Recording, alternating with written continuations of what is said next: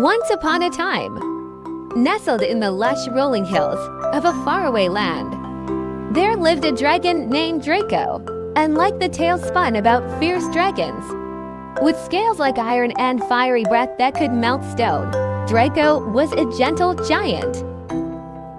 His heart was as big as his wings, and it brimmed with a longing not for chaos, but for companionship and kindness. Though his size was formidable, Draco's true nature was as warm as the sunlight glinting off his emerald scales. He dreamed of soaring through the sky with friends, sharing laughter and stories, and maybe even baking sunlit pies not spewing flames. But the villagers in the nearby town couldn't see past the towering figure that Draco cast from the craggy cave high above. Every time Draco ventured near, helping to mingle and make merry, the villagers scattered, clutching their hats and hiding behind barrels or bolting their doors. The more he reached out, the farther they seemed to flee. The loneliness weighed heavy on his heart, draping him like the darkest night without stars. One fateful afternoon, the skies turned a menacing gray, and the wind howled like a pack of wild wolves.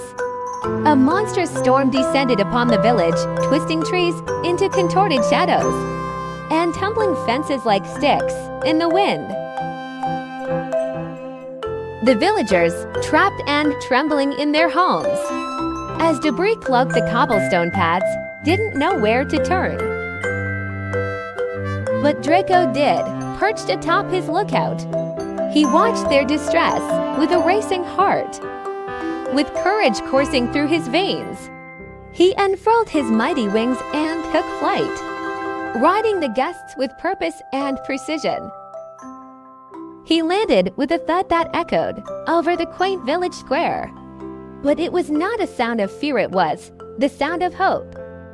Carefully, Draco began lifting the fallen branches and breaking through the tangled mess of nature's fury. His claws that could have been weapons turned into gentle tools, clearing paths and freeing doors with considerate grace.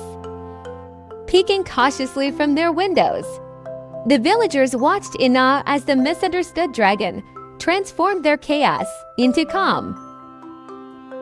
These weren't the actions of a monster, they realized, but the deeds of a noble heart. Slowly, doors creaked open and villagers emerged. Subscribe for the full story and more.